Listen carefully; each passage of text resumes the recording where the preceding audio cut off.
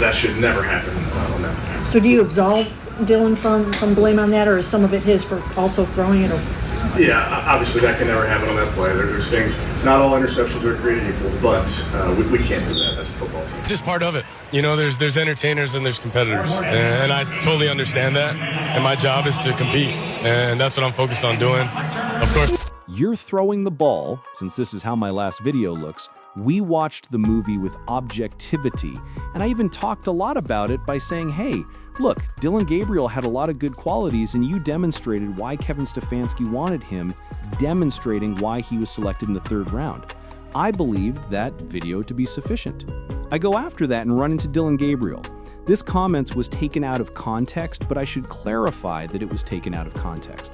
We will now examine the context in which he discusses how his true career is as an entertainer, not a rival. That shadow may have been taken by someone, but I don't really care.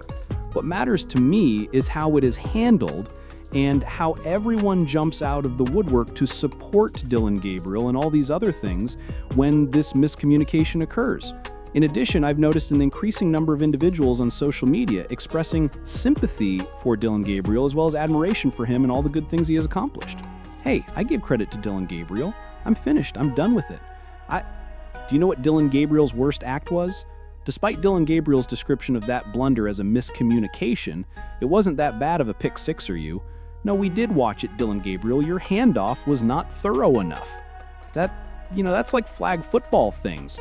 To allow your running back to reach the hole, you must step out and take a broader step.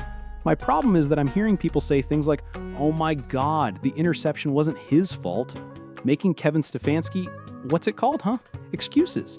The only thing Tony Gracial will say is that Dillon Gabriel shouldn't have thrown the ball. Can't we say two things at once? Is it not possible to say, hey, Dillon Gabriel looked fantastic and did a terrific job? Although he had a lot of ball placement, his errors were more significant than Shedeur's. That's only based on appearances. I'm not advocating for Dillon Gabriel to be fired. I want to get rid of Kenny Pickett. Both of these quarterbacks, in my opinion, have demonstrated that Kenny Pickett has to pack his bags. Correct. I therefore have a serious problem with people who are attempting to overprotect Dillon Gabriel because just last week, when Dillon wasn't Dillon Gabriel, Shedeur Sanders was entering the room with his posse of his NFL Brown teammates brandishing a random stick, a cultural stick that if you watch and listen to the story, he discovered while returning to Ghana. But no one desires that. That context was not contributed by anyone.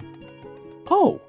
Yes, but as soon as Dillon Gabriel utters a line like this, it's just part of it. You know, there's entertainers and there's competitors, and I totally understand that. And my job is to compete, and that's what I'm focused on doing. Of course, we're doing this mid-game, but it's something that I'll get used to, and just want to be the best team that I can and create an environment where we can all go do our best work. That's all we want to do.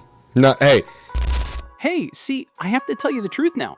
That remark didn't even occur to me as being related to Shedeur.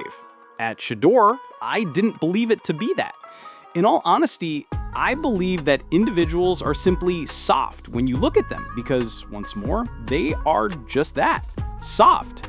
They are wailing and whining every day, saying, oh my God, the Colorado and Shedeur fans are ruining it. They're making this terrible. They're criticizing 1st or 3rd round selections. How insane is that? They have a favorite. However, the local media and the Browns media are currently clutching their pearls.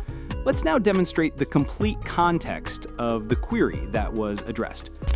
Well, Dillon Gabriel, it's not quite as hot of a hot seat right over here with me, I'll tell you that. Your first NFL action. Did you have fun out there? I did. It was a lot of fun, a lot of learning for sure. But all things you can take with you, and just see if I can get to the actual question. Proud of process within the preseason. First drive, not doing anything more than.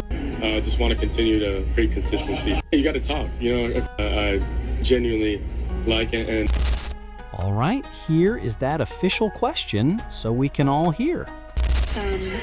Fabulous wisdom and how you tune out the noise and you don't let it infiltrate yourself. Will you share that with everybody at home? Yeah, I think it's just part of it. There's entertainers and there's competitors, and I totally understand that. And my job is.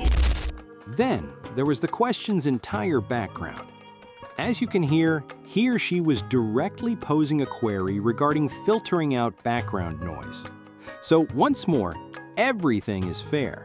All of it is excellent. But my problem is that the context was left out of the comparative anger. Let Dillon Gabriel speak for himself then.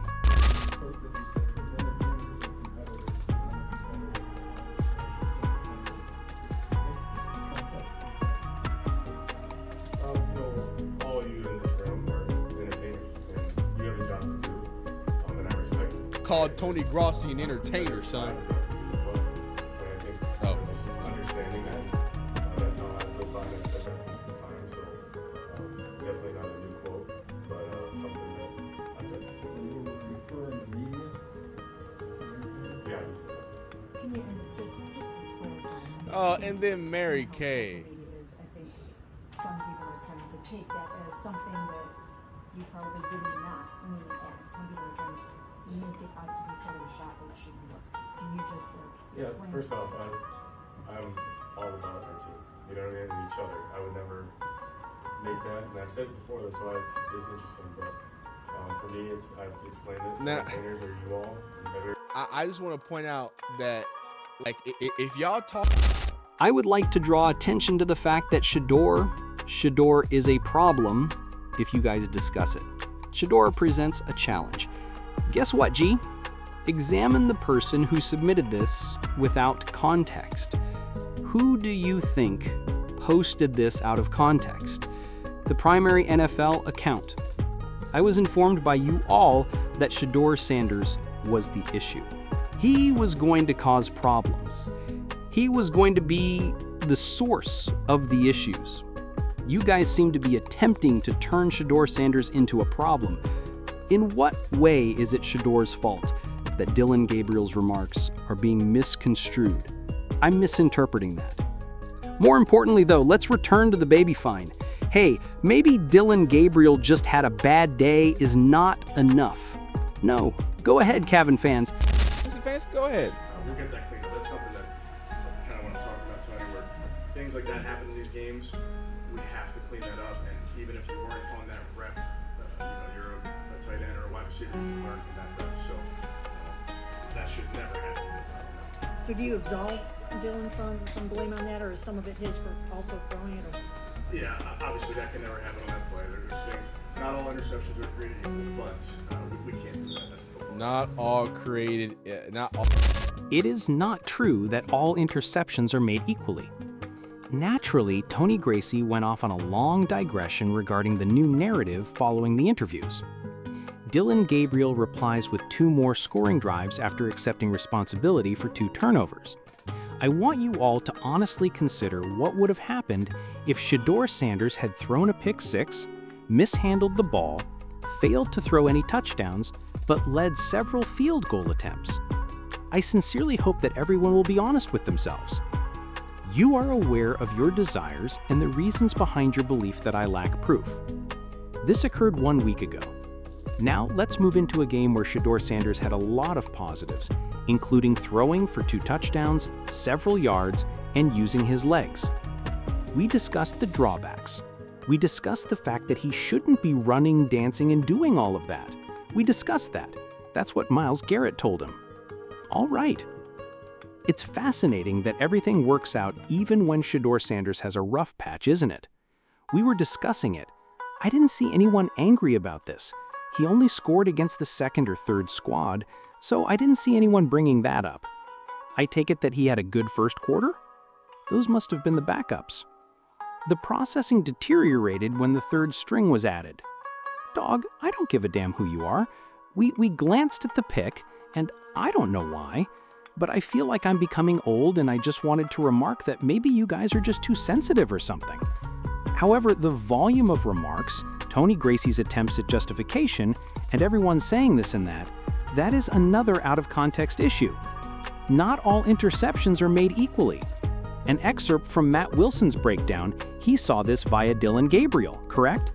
In addition, this explains why Gabriel has risen above Shedeur in the hierarchy. This comes after the man botched a snap during a poor exchange and just threw an interception. In which year are we simply unable to be fair? Why is it not possible to argue that Dillon Gabriel committed 2 deadly mistakes by flipping the ball? Additionally, what is Kevin Stefanowski's opinion on turnovers? Let me transport you to December 15th, 2024.